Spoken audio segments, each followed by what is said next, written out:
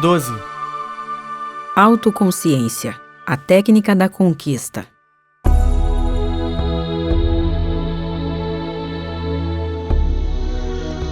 Essa dimensão na qual fomos criados, como você disse, é o mundo espiritual? Perguntei. Quando Zir traduziu essa pergunta a Kahan, ele não me respondeu com palavras, mas movimentou a cabeça afirmativamente.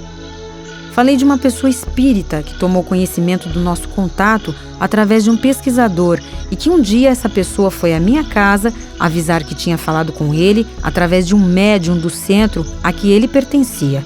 Perguntei-lhe se isto era possível. Não, isto não é possível. Suas matérias não suportariam nossa presença. Pertencemos a um outro sistema solar. Portanto, temos origem energética diferente da de vocês. Respondeu Kahan. Falamos sobre muita gente que havíamos conhecido durante aquele ano, mas um deles foi especialmente mencionado. Creio que pela maneira especial com que ele sempre tratou o nosso caso, o carinho que ele sempre demonstrou ter pelas pessoas de outros planetas, a maneira corajosa como ele divulgava o assunto. Então, eu entreguei nas mãos de Kahan um envelope grande, contendo o que Carlos Sideral lhe enviava por nosso intermédio. Era um envelope contendo uma revista da SBDV, Sociedade Brasileira de Estudos sobre Discos Voadores. Um folheto com uma de suas músicas, pois Carlos é compositor, e nesse mesmo folheto estava escrito logo abaixo da música assim: os discos voadores existem.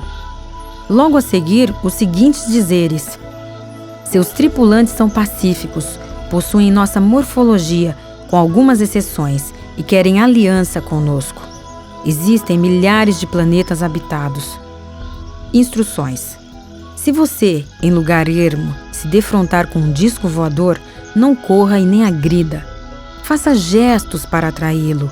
Não se aproxime do seu campo magnético e espere o tripulante sair. Seja digno e amistoso, pois nesse instante você representa o seu planeta Terra. Mas entre estas e outras coisas, estava uma que eu achei a mais importante de todas. Uma carta que ele escreveu a Kahan.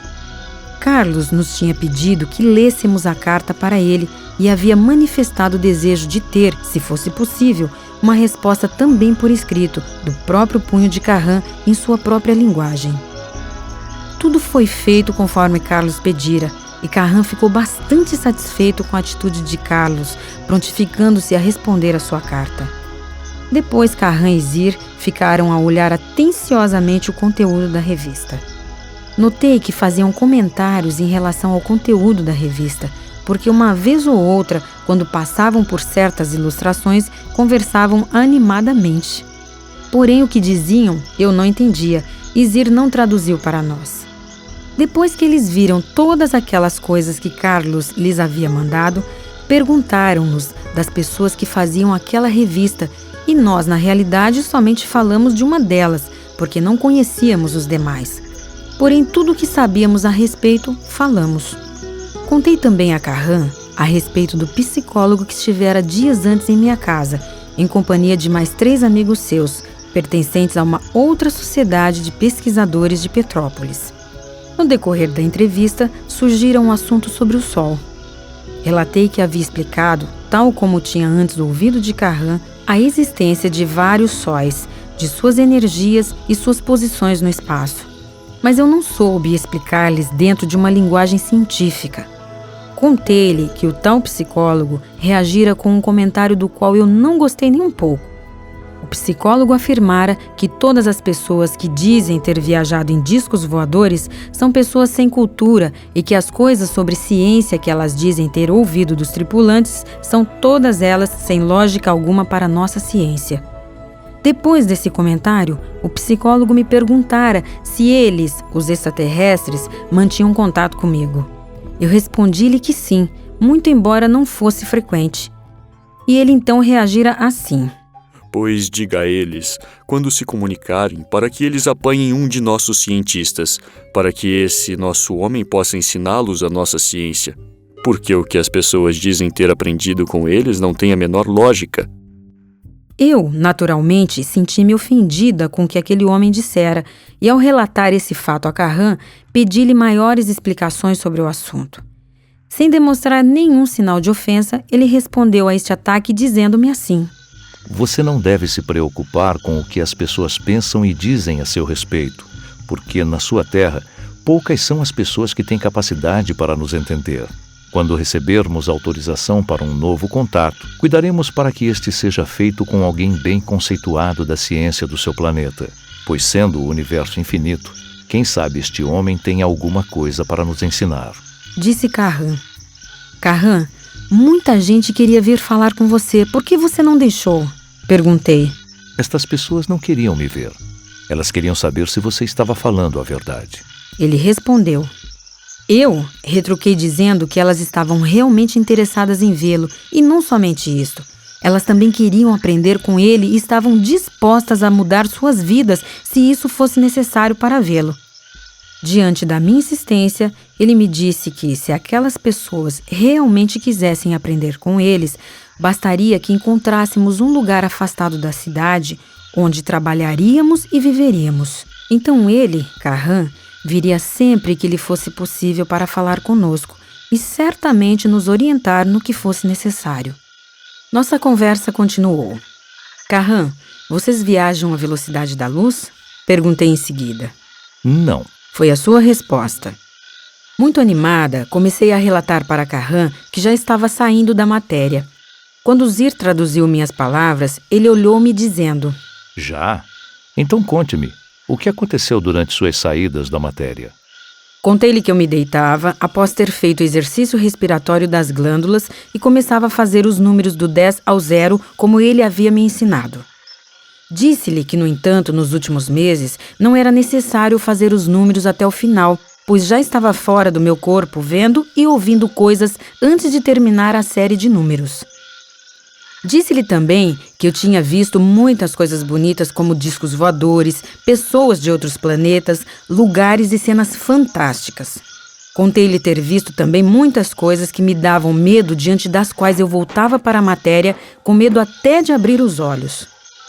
Kahan perguntou-me como eu me sentia com relação ao corpo neste momento. Se mesmo estando em outro ambiente, eu percebia caso alguém se aproximasse da minha matéria, caso alguém batesse na porta de minha casa, se eu ouvia. Eu disse que ouvia tudo, não só ouvia, sentia também. E o que mais atrapalhavam eram as coceirinhas, que às vezes eu sentia no corpo, porque elas me tiravam da concentração e do relaxamento para coçar. Quando Zir traduziu o comentário que Kahan fez dessas minhas experiências, fiquei decepcionada, pois ele estava dizendo que eu não tinha saído nenhuma vez da matéria. Ele explicou que o que tinha acontecido comigo era a liberação das imagens retidas no meu subconsciente. Neste momento, eu ainda muito decepcionada, disse a ele: Ah, Kahan, eu sinto muito. O meu companheiro está certo, eu não tenho espírito não. Devo ser somente matéria. Quando meu companheiro ouviu o que Kahan me dizia e percebeu a minha decepção, riu vitorioso, pois ele havia me proibido até de falar nesses exercícios, usando o seguinte argumento: Se este exercício fosse uma coisa realmente boa para nós, Kahan os teria ensinado a mim, que sou um homem e que sempre estudou as coisas de Deus. Um homem que tem uma certa cultura. E não a uma simples mulher que não tem conhecimento de nada, que não tem o curso primário. E depois, por que Kahan iria dar este conhecimento, se é que ele realmente existe, na mão de um ser inferior? E usando capítulos e versículos bíblicos, ele tentava me provar que eu, como mulher, era inferior a ele, homem escolhido por Deus para imperar sobre tudo o que aqui existe. Mas eu sempre fui muito teimosa e fazia os exercícios escondida, muitas vezes, no banheiro ou quando ele não estava em casa. Mas logo o sorriso de meu companheiro foi se apagando porque Kahan disse que ia me ensinar a fazer os exercícios. Zir pediu-me que caminhasse para a frente do carro. Kahan ficou de frente para mim e me acompanhou no trabalho respiratório. Corrigiu minha postura, posição dos braços e das mãos, a inclinação da cabeça para trás, o tempo de retenção de ar nos pulmões e como liberá-lo. Notei grande diferença entre o exercício, tal como eu vinha fazendo, e a maneira como o estava fazendo no momento. Essa diferença era física. Meu corpo todo se aqueceu, minhas mãos ficaram pesadas e formigando. Perguntei o porquê destas reações. Kahan disse que o aquecimento do corpo era devido à limpeza dos pulmões. Explicou que esta limpeza melhorava e oxigenava melhor a matéria e que esta oxigenação melhorava também a nossa circulação, aumentando a energização do nosso corpo. Quanto ao peso nas mãos, era devido à pressão do sangue. O formigamento era provocado pela abertura das entradas de energia, que normalmente são bloqueadas nas mãos. Depois passamos a fazer o trabalho do desenvolvimento das glândulas. Carran esticou o braço e pediu que eu fizesse o mesmo. Depois pediu para que eu olhasse para a ponta do dedo indicador e vagarosamente levasse o dedo até tocar o centro da minha testa. Com o dedo apoiado na testa, eu deveria fazer então um movimento giratório para que a energia acumulada na minha mão pudesse ser aproveitada pelas minhas glândulas. Depois, eu deveria desfazer esse movimento na mesma velocidade e só desviar os olhos da ponta do dedo quando esse trabalho estivesse completo. Carran pediu que eu repetisse esse mesmo processo 7 vezes. Mover o dedo até a testa, tocar a testa, massagear e voltar lentamente o dedo até esticar completamente o braço, sem desviar o olhar.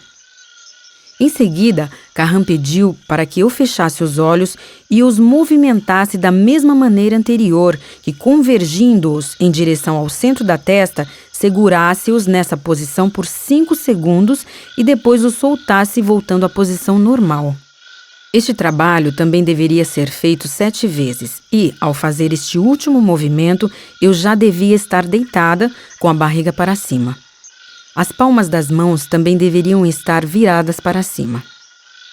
Carran esclareceu que eu saberia se estava fazendo corretamente esse exercício quando percebesse um clarão interior e que esta luminosidade interior era a descarga energética que promovia o contato de uma glândula com outra. Agora, vamos fazer o trabalho mais importante: a ativação de áreas inativas do cérebro. Disse-me. Ele pediu-me que fechasse os olhos e mantivesse-os assim. Em seguida, mandou que eu observasse a tela escura que se formava logo à minha frente e explicou-me que, embora tenhamos a sensação de que ela está à nossa frente, ela não está, porque ela se forma da mesma maneira que se formam as imagens que vemos quando estamos com os olhos abertos, internamente. Pediu então para que eu fizesse o primeiro número da série nesta tela, o número 10. Como este número é composto de 2 algarismos, eu teria que dividi-lo, colocando o número 1 do meu lado esquerdo e o número 0 do meu lado direito. Procurei fazê-los bem bonitos, como eu vinha fazendo, mas fui interrompida por ele. Carran explicou-me que eu não devia lançá-los nessa tela, que não devia vê-los ali, como eu estava vendo, mas que o que eu devia fazer era construí-los ali naquela tela. Carran esclareceu que eu devia sentir o movimento de cada número da série sem vê-lo e que todos os números deveriam ser construídos nessa tela. Explicou-me que assim como o número 10 foi dividido, o número 1 do lado esquerdo e o número 0 do lado direito do meu cérebro, os demais números também teriam que ser. Ele dividiu a série de números, que tem início com o número 10 e termina com o 0, em 3 grupos desta maneira.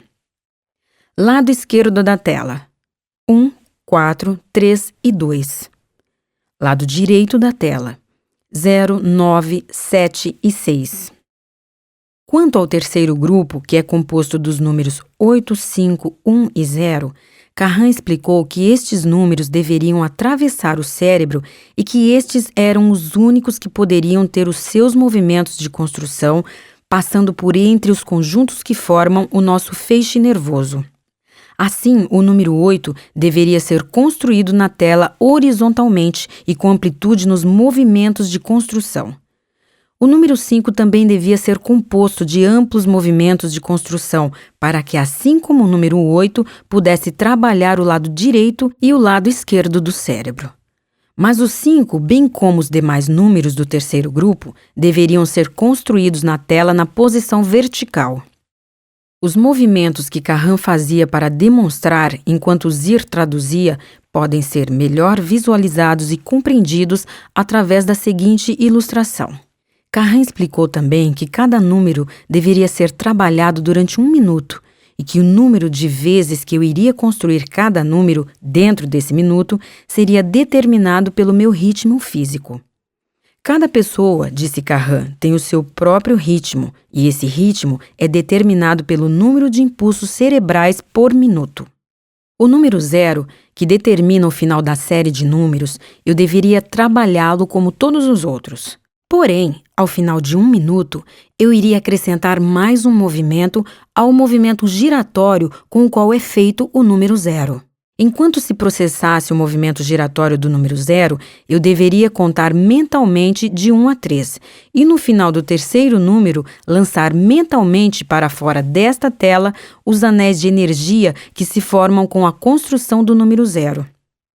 Com este movimento de lançar estes anéis de energia, eu estaria determinando o meu caminho de saída consciente para fora do meu corpo físico, pois estes anéis de energia, após serem lançados para fora do nosso corpo físico, se transformam em um canal de saída da frequência física e entrada na frequência extrafísica. Para voltar à minha matéria, bastaria eu me aproximar do meu corpo físico, que este me atrairia para ele novamente. Então, eu deveria inverter o movimento do número 0 até pará-lo totalmente, para que eu, estando na matéria, não começasse a perder a energia que me é indispensável no meu funcionamento diário. Perguntei-lhe quanto tempo eu deveria permanecer na construção deste canal de saída. Ele me disse que de 30 a 40 minutos era um bom tempo. Eu quis saber de Carran se estes exercícios já tinham sido ensinados antes a alguém ou se era a primeira vez que isto era feito. Ele respondeu que esses exercícios já tinham sido várias vezes ensinados, mas as pessoas sempre modificaram os exercícios e adaptaram com o passar dos tempos o objetivo deste trabalho, que é a autoconsciência. Durante todo o tempo em que eu estava aprendendo os exercícios com Carran, meu companheiro ficou encostado na porta do carro, sem dizer uma só palavra.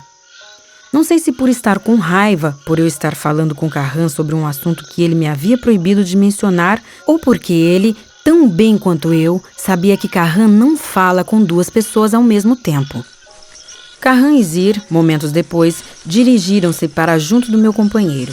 Foram ver os desenhos que tinham sido feitos por Carlos Sideral, a pedido do grupo de pesquisa do qual o Dr. Walter Buller era um dos membros, a SBDV. Antes que eles abrissem a pasta, eu quis esclarecer uma dúvida com Zir. Puxei-o pelo braço e perguntei se ele sabia o que era autoconsciência. Autoconsciência é você saber quem é você, o que é você e por que você, respondeu Zir. Eu olhei para ele e disse confiante: mas isto eu sei, Zir. Será que o Carran pensa que eu não sei quem sou? Então o Zir viu que eu não tinha entendido suas palavras. Ele já estava perto de mim, mas colocou-se de frente para mim, pôs suas mãos nos meus ombros e disse: Não, Bianca, não é desta consciência que estamos falando, mas de uma outra, de um outro tipo de saber.